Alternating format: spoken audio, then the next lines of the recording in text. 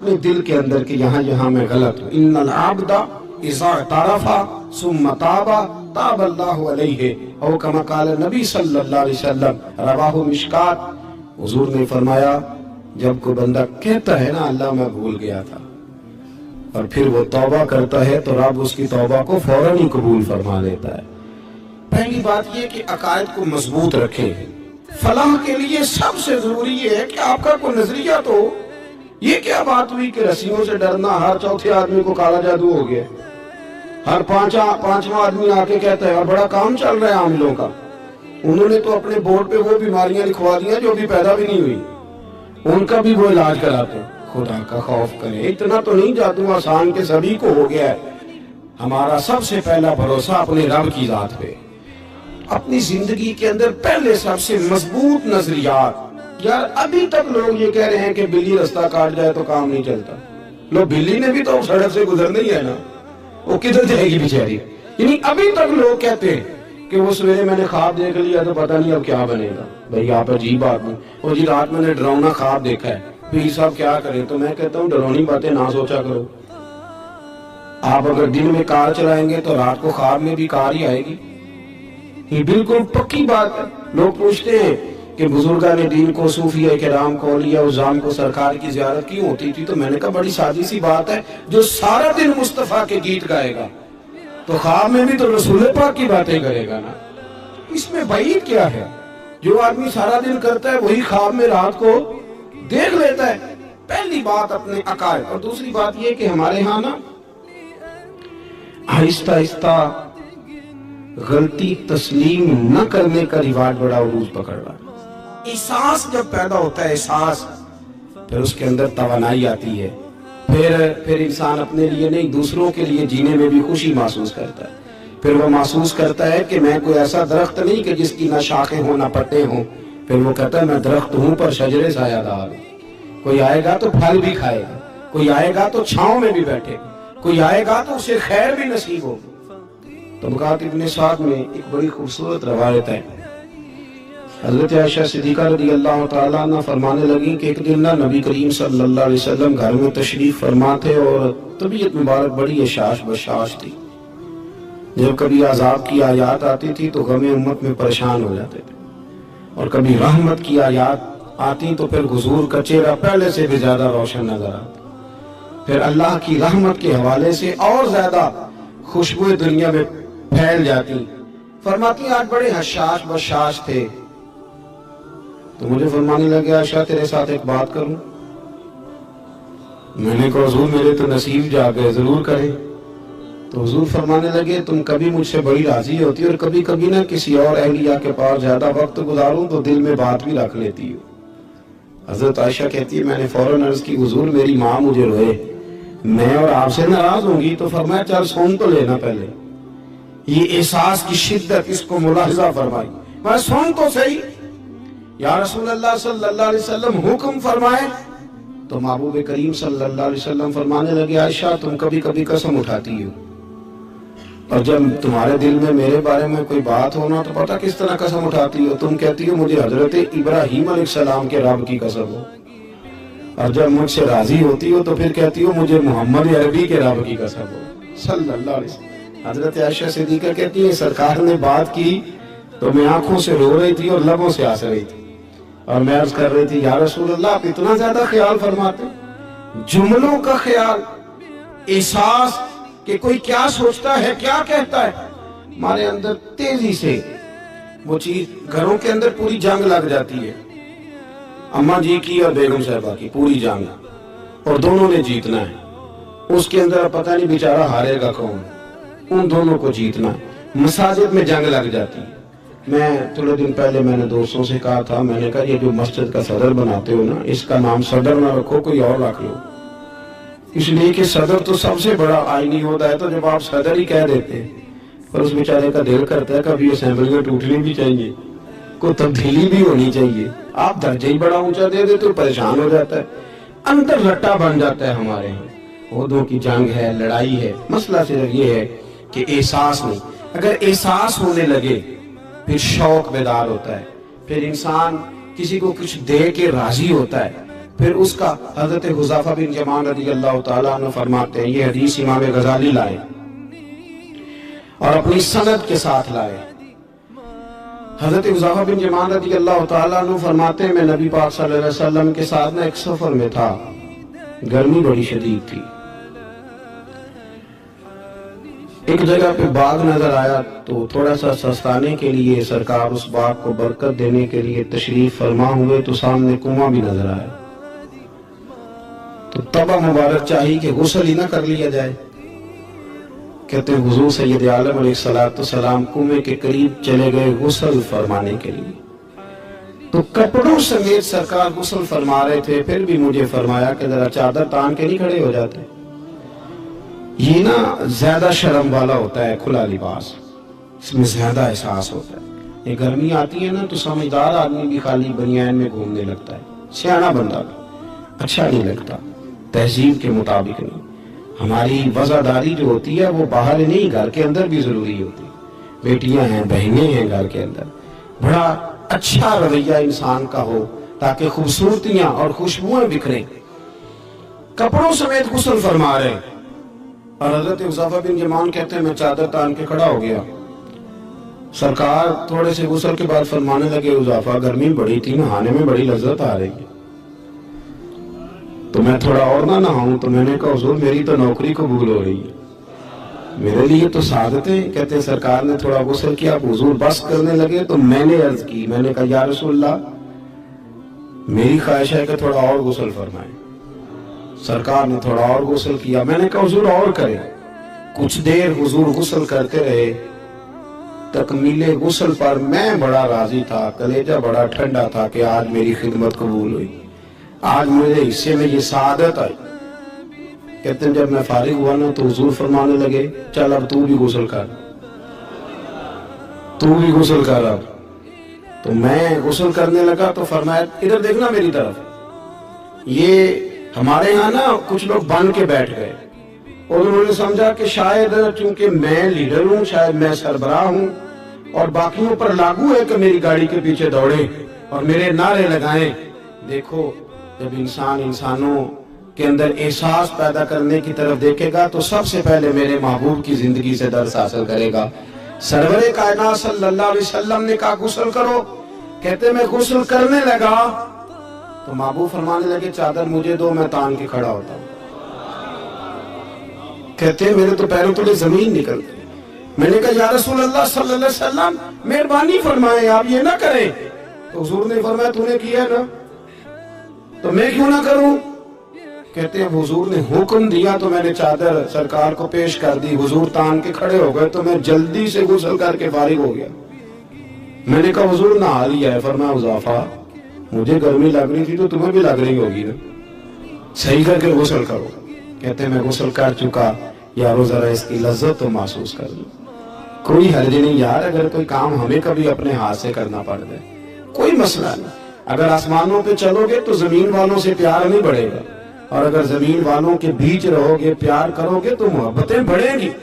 حضرت حذیفہ بن یمان کہتے ہیں کہ میں پھر تھوڑی دیر غسل کے بعد عرض کی حضور کر لیا غسل؟ تو کہتے ہیں اور سرکار نے میری طرف غور سے دیکھ کر فرمایا حذیفہ دو حرفی بات ہے، جتنی دیر میں نے غسل کیا تم بھی اتنی دیر ہی کرو گے، اور کرو گے تو بات ختم ہوگی ورنہ یہ بات ختم نہیں ہوگی۔ حضرت حذیفہ بن یمان فرماتے میں نہا بھی رہا تھا اور مدینے والے رسول پہ درود و سلام بھی پیش کر رہا تھا۔ دیکھو اگر یہ شدت آئے نا، دیکھیں میں اکثر دوستوں سے کہا کرتا ہوں کہ میرے جیسے آدمی کو نا بن جاتی ہے عادت سٹیج پہ بیٹھنے کی، آپ یقین کریں بن گئی ہے، مثال نہیں دے رہا صحیح کہہ رہا ہوں۔ اب کئی دفعہ ایسے ہوتا ہے کہ بہت ساری محافل میں نا چاہیے نا بندہ پیچھے بیٹھ جائے، لیکن وہ ایسی جو نجی جو اساتذہ کی ہیں، جو بزرگوں کی ہیں، جن میں بڑے بیٹھے، ان میں بھی کئی دفعہ شاق ہونے لگتا ہے کہ آگے جانا ہے، حالانکہ نہیں جانا۔ اور کئی ایسے چودھری صاحب، پیر صاحب، صوفی صاحب ہوتے ہیں جو گردن اٹھا اٹھا کے نقیب محفل کو دکھاتے ہیں کہ میں آگے ہوں، کر لیں اعلان کسی طریقے سے، پھر آپ تنگ ہوتے ہیں۔ پھر دیکھیں نا اس محفل کا بھلا مہمان خصوصی میں تو نہیں، اس میں محفل کے تو مہمان خصوصی وہ ہیں جنہوں نے یہاں جھاڑو دیا ہے، جنہوں نے لوگوں کو دعوت دی ہے، اور جو بیٹھ کے دائیں بائیں دیکھ کے بڑے راضی ہو رہے ہیں دل ہی دل میں کہ دیکھا ہماری محفل کتنی کامیاب ہوئی. ذوق پیدا ہو رہا ہے, شوق پیدا ہو رہا ہے. ہم اگر احساس کرنے لگے, تھوڑا سا بیج رہنے لگے لوگوں کے, حسن پیدا ہوگا, پیار بڑھے گا, بھائی کے ساتھ رشتہ مضبوط ہوگا, دوستوں کے ساتھ تعلق مضبوط ہوگا. یہ جو ملازم چھوڑ کے چلا جاتا ہے نا, اس کو 5,000 زیادہ ملتا ہے تو نکل جاتا ہے, اس کی وجہ یہ تھی کہ آپ کا اس کے ساتھ رشتہ مضبوط نہیں تھا. اگر تعلق مضبوط ہو جائے, مولا علی شیر خدا, مولا کائنات حضرت مولا علی شیر خدا کرم اللہ تعالی وجہ الکریم کا خادم کہتا ہے مجھے ایک دن فرمانے لگے, یعنی خادم کو, غلام کو فرمانے لگے, یار کپڑے تیرے بھی پرانے ہو گئے ہیں تو میرے بھی ہو گئے, چل خریداری کرنے نہ چلیں. کہتے مجھے لے گئے بازار اور 2 جوڑے حضرت علی نے خریدے, ایک خاصا مہنگا تھا, ایک سستا تھا. میں سمجھ گیا کہ مہنگا آقا کا ہے اور سستا غلام کا ہے. کہتے وہ تھیلے میں ڈالے, اٹھانے میں نے تھے, میں نے وہ اٹھائے اور میں چلنے لگا. کہتے جب وہ چوک آیا نا جہاں سے مولا کائنات شیر خدا کرم اللہ تعالی وجہ الکریم نے اپنے حجرہ نور میں جانا تھا اور میں نے اپنے گھر میں جانا تھا, تو حضرت مولا علی شیر خدا فرمانے لگے لا بھی بیٹا میرے والا سوٹ مجھے دے دے. تو بالکل طے شدہ بات تھی. میں نے وہ مہنگا جوڑا نکالا اور حضرت علی کی طرف بڑھایا تو حضرت علی فرمانے لگے یہ تو نہیں میرا,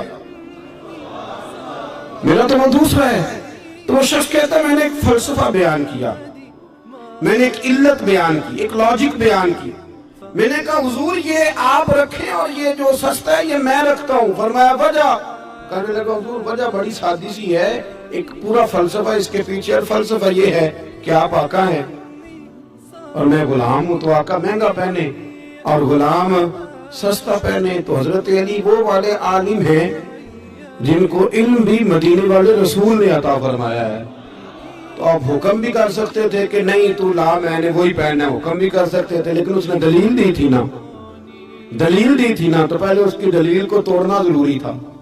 حضرت علی کہنے لگے فلسفہ تو نے بیان کرنا ہے تو اپنے والا نہ کر, تو میرے والا کر. اس نے کہا حضور کیا مانا؟ آپ فرمانے لگے تو کہہ رہا ہے کہ مہنگا جوڑا میں پہنوں گا اور سستا جو ہے وہ تو پہنے گا. فرمانے لگے تو نے یہ دلیل بیان کی ہے کہ میں آقا ہوں تو غلام ہے, تو فرمایا تو میرے والی علت لینا. حضور وہ کیا؟ آپ فرمانے لگے تو پہن مہنگا اور میں پہنتا ہوں سستا. دلیل یہ ہے کہ تو جوان ہے اور میں بوڑھا ہوں, تو جوانوں کو پہننے چاہیے مہنگے کپڑے, بوڑھوں کا تو سستوں سے بھی گزارا ہو جاتا ہے.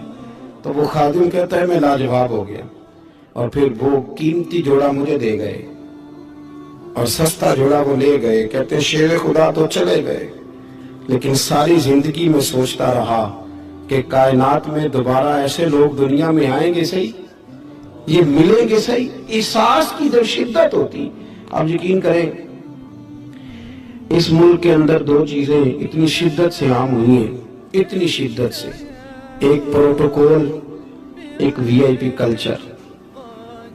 ان دونوں چیزوں نے بہت سارے لوگوں کو پیچھے کر دیا. اب تو بہت سارے غریب ایسے ہیں جو بیچارے قریب ہی نہیں آتے, وہ کہتے ہیں نہیں میرے والا کام ہی نہیں, وہ پیچھے, وہ شہرت سے بچنے والا پیچھے پیچھے رہتا ہے. اور میرا جی چاہتا ہے ساری غزلیں اس ظالم کے نام کرے. کچھ لوگ بیچارے بالکل پیچھے ہو گئے, مایوس ہو گئے. وہ کبھی حکومت بدلتی ہے تو ان سے کہا جائے نا حکومت بدل گئی ہے, تو وہ 2 حرفی بات کرتے ہیں, کہتے ہیں جو مرضی آ جائے ہم نے تو محنت کر کے کھانا ہے, صبح کام پہ جائیں گے تو شام کو روٹی کھائیں گے. وہ بہت سارے نظام سے دیکھیں نا, یہ سیاسی تبصرے وہ بندہ کرتا ہے جو روٹی پیٹ بھر کے کھاتا ہے, اور جس بیچارے کو پتا ہے نا کہ جو گھی صبح لایا تھا وہ ختم ہو گیا, اور صبح بچوں نے ناشتے کے لیے جب پراٹھے مانگنے ہیں تو گھی کوئی نہیں, تو وہ پھر سیاسی تبصرے نہیں کرتا, وہ تو تکلیف میں. اللہ کے محبوب صلی اللہ علیہ وسلم نے نا احساس کی دولت تقسیم کی تھی. مسند امام احمد بن حنبل میں حدیث ہے, حضرت بلال حبشی رضی اللہ تعالیٰ عنہ فرماتے ہیں میں نے عصر کی نماز کی اقامت پڑھ دی تھی, ایک بدو آیا, ایک یہودی کا غلام, کہنے لگا یا رسول اللہ صلی اللہ علیہ وسلم میں بڑی مشکل میں ہوں, اگر آپ میرے ساتھ چلیں, میرا چھوٹا سا کام کر دیں تو میری وہ مشکل آسان ہو جائے گی. سیدنا بلال حبشی فرماتے ہیں نبی کریم نے نمازیوں سے فرمایا اقامت ہو چکی تھی, فرمایا تم بیٹھ جاؤ میں ذرا اس بدو کا کام کر کے آتا. तुम जरा बैठो, मैं सिर्फ इशारे करता हूं, आपको मिलेगा कि हज़रत जाबिर इब्न अब्दुल्ला का कर्जा उतारना था तो सरकार खेत तक गए और बाकायदा सिफारिश की उनकी। अब तो लोग कहते हैं ना जब तक वो खिदमत कर रहा है तो तब तक वो खिदमत गुजार है, कहीं उलझ जाए तो कहते हैं उसका जाती मसला है। और मैं जाती मामलात में मुदाखलत नहीं करता, तो भैया जब आपके पास था, आपका वर्कर था, तब जाती मसला क्यों नहीं था? अब उलझ गया है तो जाती मसला है। एक औरत रो रही थी तो सरकार सिफारिश के लिए उसके साथ नहीं चले गए थे कि मेरी मालकन मुझे मारेगी। आप कुतुब हदीस, कुतुब सीरत को पढ़ें। यही वजह थी कि हुजूर के गुलामों में वो दर्द आया, बड़े जोर शोर से आया। अमीरुल मोमिनीन सैयदना फारूक आज़म रज़ी अल्लाह ताला, इस शख्स का आप जाहो जलाल देखे ना तो किसरा का बादशाह कहता है उमर मिलना है, तो उमर फरमाते मेरे पास वक्त नहीं, मैं नहीं मिलता, मुझे क्या जरूरत है किसी की, ये जाहो जलाल है। और इंसानियत की खिदमत का जज्बा क्या है? चेहरे पे नकाब ओढ़ के रात को घूम रहे हैं, सामने एक खैमा नजर आ गया। सैयदना फारूक आज़म करीब गए तो एक आदमी खैमे में और बड़ी परेशानी में है, अंदर से निकलता है फिर अंदर जाता है। फरमाया खैरियत है? कहने लगा बड़ी दूर से आया हूं, अमीरुल मोमिनीन से मिलना था, रात हो गई यहीं, मेरी बीवी के यहाँ विलादत होनी है और वक्त करीब आ गया, वो तकलीफ में, तो यहीं खैमा लगा के मैंने बिठा लिया है। तो गुलाम आप कौन है? तो हज़रत उमर कहने लगे तो मुझे छोड़ मैं अभी आया। घर गए हज़रत उमर, तो जो है मेरी बात पर, बस समेटने लगा हूं। घर गए और खातून अव्वल से कहा, मलका से कहा, अपनी अहलिया से फरमाने लगे कोई नेकी कमाने का इरादा है? वो कहने लगी बड़ा इरादा है। तो कहने लगे फिर बच्चे की विलादत के लिए जिन चीजों की हाजत होती है वो साथ ले लो। मैं आपको उस शख्स की बात बता रहा हूं जो 24 लाख मुरब्बा मील का हुक्मरान है, जिसके नारे से लोग कांप जाते हैं, लेकिन वो उसूल अपनी जगह पे और इंसानों का प्यार अपनी जगह पे। हजरत उमर ने अपनी अहलिया को साथ लिया, उन्होंने कहा कुछ चने ले ले, कुछ जो है वो घी ले ले, कुछ सिरका ले ले, और आप ये सारी चीजें डाल के तो पकाएं। हजरत फारूक आज़म रज़ी अल्लाह ताला अन्हु ने चूल्हा जलाया। वो शख्स कहता है जब उमर फूंके मारते थे ना आग में तो मैं उनकी दाढ़ी से धुआं निकलते देखता था। हजरत उमर ने चूल्हा जलाया, ऊपर खाना रखा, वो जो कहा था वो आपकी अहलिया अंदर चली गई खातून के पास। वो शख्स कहता है मैंने 2-3 दफा हजरत उमर को काम बताया तो मैंने समझा कोई गुलाम है, अमीरुल मोमिनीन ने ड्यूटी लगाई है कि रात को मुसाफिरों का ख्याल रखना। तो मैं उन्हें कहता गुलाम इधर आ पानी लेके आ, तो उमर दौड़े आते, वो ड्यूटी करते रहे। जब बच्चे की विलादत हो गई तो अंदर से जनाब उमर की अहलिया बोली, कहने लगी अमीरुल मोमिनीन मुबारक हो, अल्लाह ने आपके दोस्त को बेटा दिया है। वो शख्स कहता है मेरे हाथ में प्याला था, धड़ाम से गिरा, मैंने तो उमर का जलाल सुना हुआ। मैंने कहा आप अमीरुल मोमिनीन हैं, आप उमर हैं, आप क्या ख्याल है आपका? लोग बातों से बड़े होते हैं, किरदार इंसान को बड़ा करता है, किरदार उसे जिंदा रखता है, किरदार उसे जीने का ढाब और हौसला देता है। हजरत फारूक आज़म से कहने लगे आप उमर हैं? जनाब फारूक आज़म कहने लगे हाँ मैं उमर हूँ, तुम्हें जरूरत की सारी चीजें मैंने दे दी हैं, बाकी सुबह आना और जिस काम तुम आए हो वो भी किया जाएगा। उसने पैर पकड़ लिए, अमीरुल मोमिनीन मुझसे गलती हो गई। फरमाया उठ मेरे सीने से लग, तुझसे गलती नहीं हुई, तेरी वजह से अल्लाह ने मुझे नेकी कमाने की तौफीक अता कर दी है। अपनी जिंदगी में 3-4 चीजों का खास ख्याल करें, अकायद मजबूत रखें। हमारे अंदर को आ जाती है ना कमजोरियां, इंसान है, उनको दूर करने के लिए एहसास पैदा करें। तीसरी बात यह कि एक दूसरे का देखे ना, अगर मेरा नालायक बच्चा नहीं पढ़ता तो सारे पैसे उस पर खर्च करने की क्या जरूरत है? मेरी बहन का बच्चा जो लायक है तो उस पर क्यों ना पैसे खर्च कर दिए जाए, एक लायक आदमी तैयार कर लिया जाए। एहसास पैदा करेंगे, थोड़ा थोड़ा आगे बढ़ेंगे तो आप देखेंगे माशरे के अंदर किस तेजी के साथ लोगों के मसाइल में कमी आती है और खैर तकसीम होती है।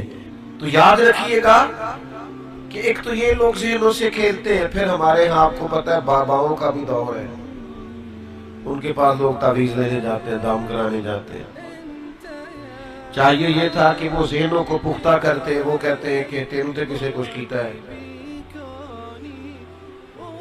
اب کوئی نہ کوئی مخالف تو ہوتا ہی ہے تو بندہ فوراً سوچنے لگ جاتا ہے۔ اللہ تعالیٰ نے قرآن مجید میں ارشاد فرمایا ہے کہ حل جزاء الاحسان الا الاحسان، فرمایا کیا ہے احسان کا بدلہ سوائے احسان کے، نیکی کا بدلہ صرف نیکی ہے۔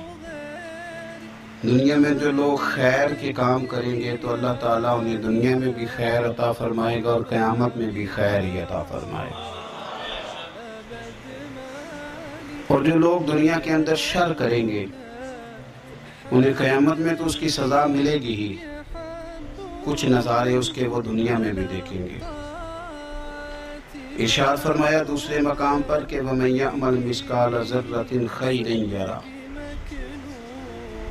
اگر کوئی ذرے کے برابر خیر کرے گا تو اسے دیکھے گا، اسے وہ دکھائی جائے گی۔ اور وَمَن يَعْمَلْ مِثْقَالَ ذَرَّةٍ شَرًّا يَرَهُ، اگر ایک ذرے کے برابر شر کرے گا تو اسے بھی دیکھے گا۔ دنیا کے اندر کچھ سزائیں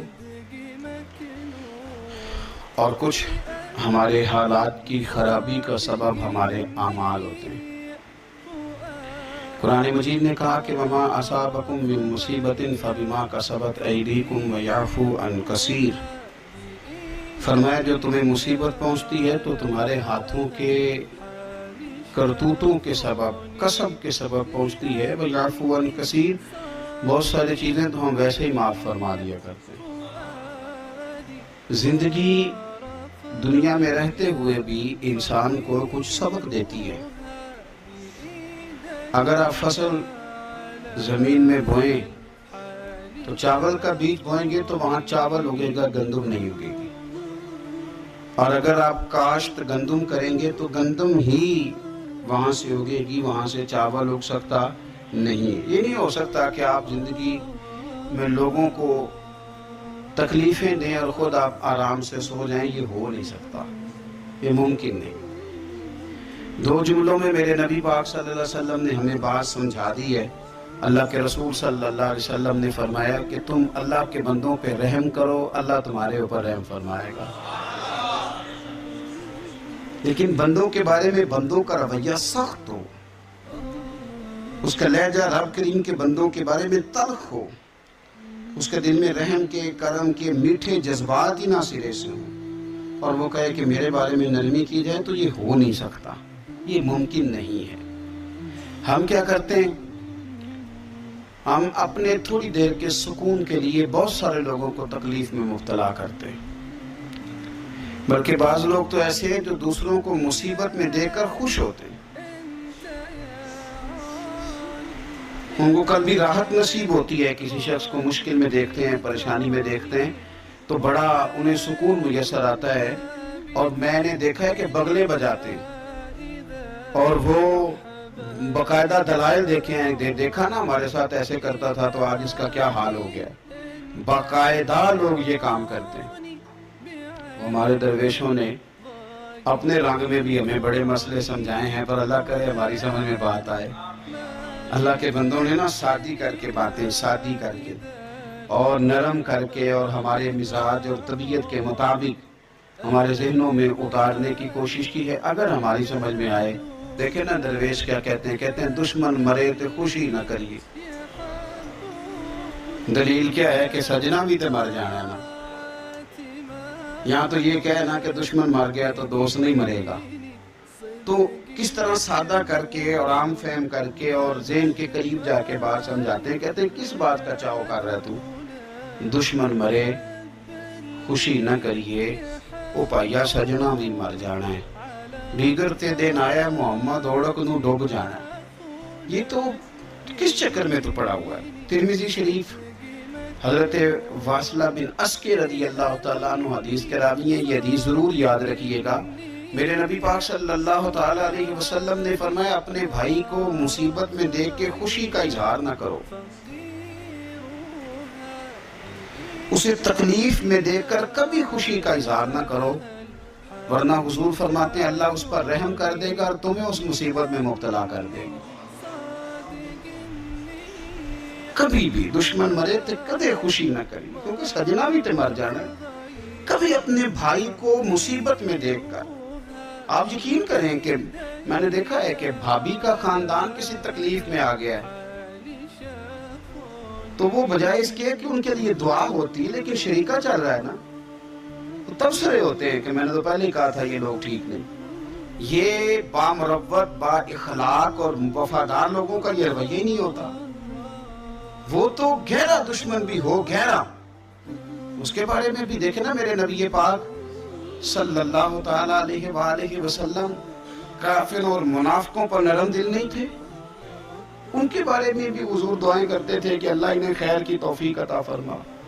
تو کبھی بھی کسی کے بارے میں اس طرح کا رویہ اختیار نہ کریں، ورنہ وہ وقت دور نہیں کہ جب آپ اسی طرح کا ہمارا معاملہ عیب تلاش کرنے کا ہے. میں کس طرح کھول کے آپ کو یہ بات عرض کروں کہ لوگوں کا دل کرتا ہے کہ ہمیں خوبیاں نہیں کمیوں کا بھی پتہ چلے. ٹٹولتے ہیں کہ تو وہاں نہیں جاتا، تو جاتا تھا تو اب کیوں نہیں جاتا، اور تو اگر جاتا ہے تو پھر تو کوئی کہانی سنا، کوئی بات چھیڑ. یہ ہمارا مزاج ہے. ہم چاہتے، میرے رب نے ہمیں محدود بنایا ہے، ہم لا محدود کیوں ہوتے ہیں؟ اللہ نے ہمارے اوپر رحم فرمایا ہے کہ ہمیں دیوار کے پیچھے نظر نہیں آتا. یہ اس نے کرم فرمایا. اگر ہمیں نظر آتا ہوتا تو کتنے پردے کھل جاتے، اور بہت ساری چیزیں جو پردوں میں رہنی چاہیے تھی وہ پردوں میں نہ رہتی. اس نے کرم فرمایا ہے کہ ہمیں دیوار کے پیچھے نہیں سنتا. اس کو کرم سمجھو، پردے نہ کھولو. اگر ہمیں یہ خبر ہوتی کہ سامنے کیا ہے تو بہت سارے ہمارے معاملات خراب ہو جاتے. اس کا شکر ہے، اس کا کرم ہے. یہی بہتر ہے کہ پردوں میں وہ پردہ پوش رہے، اور وہ اگر پردے اٹھا دے تو کسے ہوش رہے. مہربانی کریں، آپ جو اللہ تعالیٰ نے ہمیں محدود بنایا تو لا محدود ہونے کی کوشش کیوں کرتے ہو؟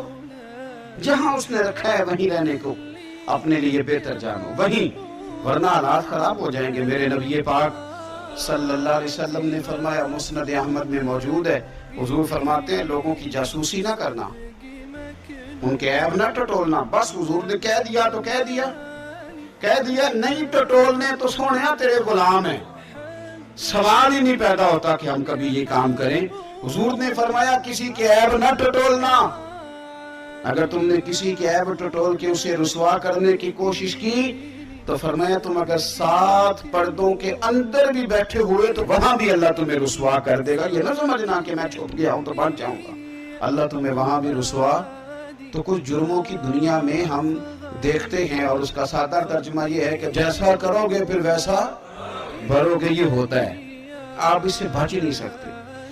اور اس وقت بندہ بڑا سمارٹ ہوتا ہے، وہ اپنے آپ کو بڑا تیز سمجھتا ہے. وہ کہتا ہے میں نے پتہ پھینکا تھا تو میرا پتہ چل گیا ہے، دیکھا نا. پھر اور کئی دفعہ میں نے دیکھا ہے شریف آدمی مجبور ہوتا ہے، وہ کیا کر سکتا ہے؟ شریف جو ہوا،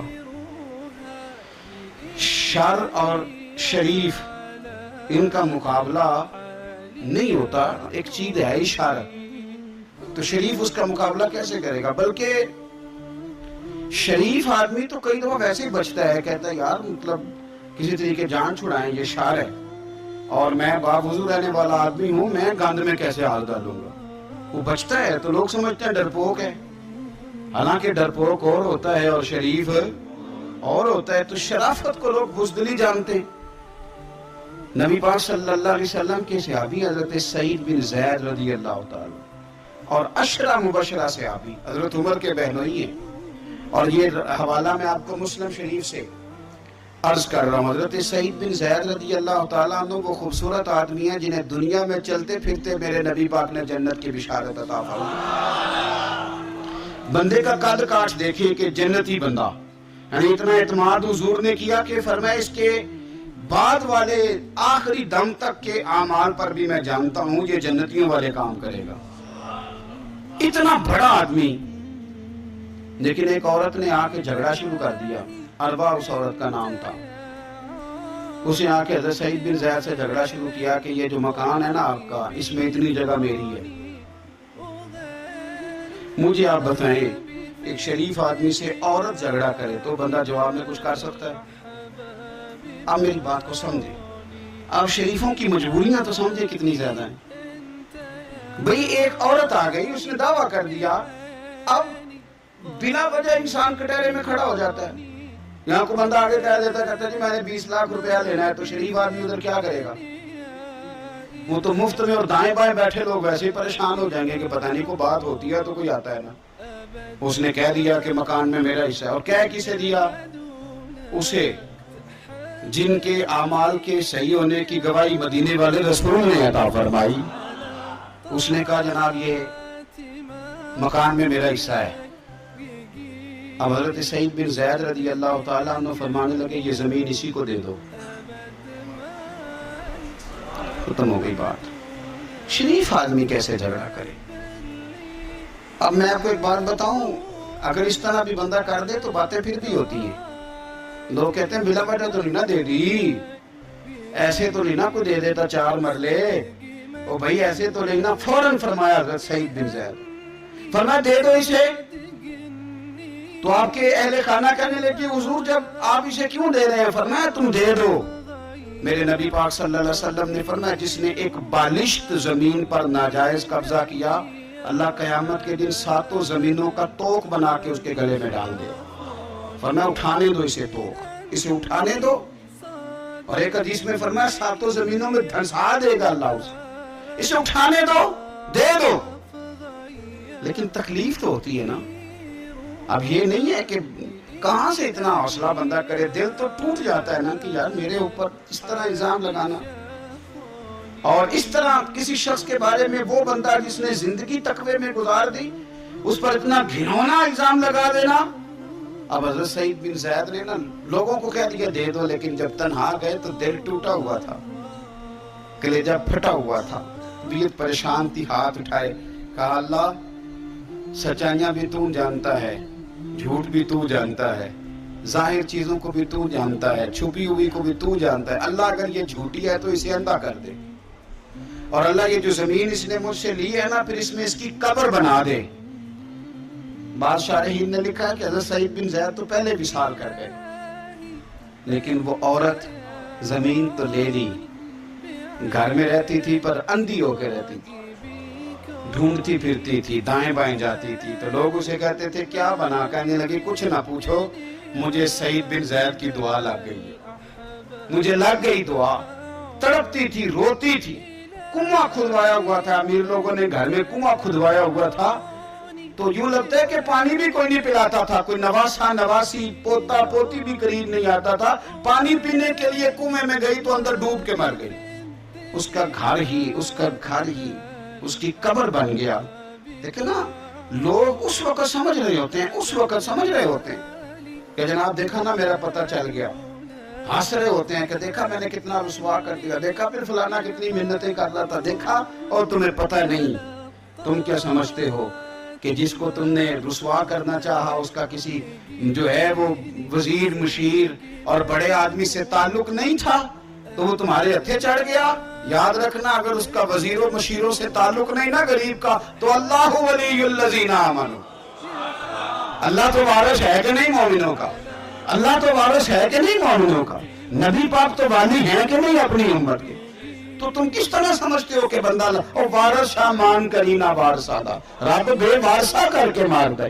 تو ہم جب چل رہے ہوتے ہیں نا تو پھر تو ہماری قد کاٹ کا کون مقابلہ کرے، اور جب ہم چڑھ جائیں ہوا کے گھوڑے تو پھر کون ہمارا رخ پھیرے۔ لیکن یاد رکھنا ایک عدل کرنے والی ذات ہے، جب لگامیں کھینچتی ہے تو پھر لوگوں کو کوئی چارہ اپنی زندگی کے اندر کبھی بھی کوئی کام ایسا نہ کرے، کبھی بھی۔ آگے بڑھتا ہوں۔ بصرے کا گورنر حجاج بن یوسف بڑا ظالم آدمی تھا، تو حضرت سعید بن جبیر رضی اللہ تعالیٰ عنہ کتابی بزرگ تھے، تو آپ نہ اس کے غلط کاموں کو سے ٹوکا کرتے تھے۔ ہمارا یہ مسئلہ ہوتا ہے کہ جب ہمیں کو ٹوکتا ہے تو ہمیں ضد چڑھتی ہے، یہ نہیں دیکھتے کہ میں پہلے دیکھ لوں میری کہیں کوتاہی پہ تو نہیں ٹوک رہا۔ وہ ظالم تھا، آپ اسے ٹوکتے تھے، تو جب روک ٹوک ہونے لگی تو یہ جو بادشاہ قسم کے لوگ ہوتے ہیں ان کی خواہش ہوتی ہے کہ ہمیں پوچھنے والا کوئی نہ ہو، روک ٹوک بڑی